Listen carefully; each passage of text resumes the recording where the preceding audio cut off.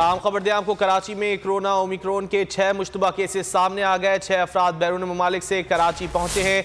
ज़राए का कहना है कि तमाम अफराद में कोरोना की तस्दीक हो गई है। महकमा सेहत ज़राए का कहना है मुतासरीन के हवाले से मजीद तहकीकात की जा रही है। तफसीलात जान लेते हैं मरियम हसन से। मरियम, अपडेट कीजिएगा।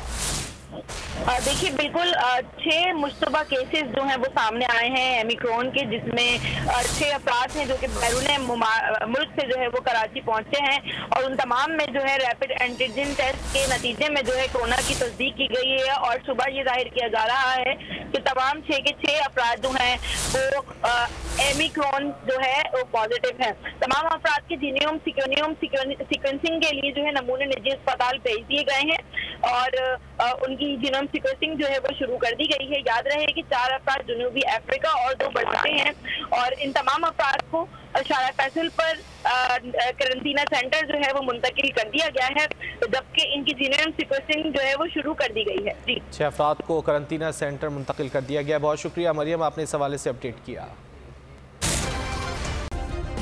सब्सक्राइब करें और बेल दबाएं ताकि कोई खबर रह न जाए।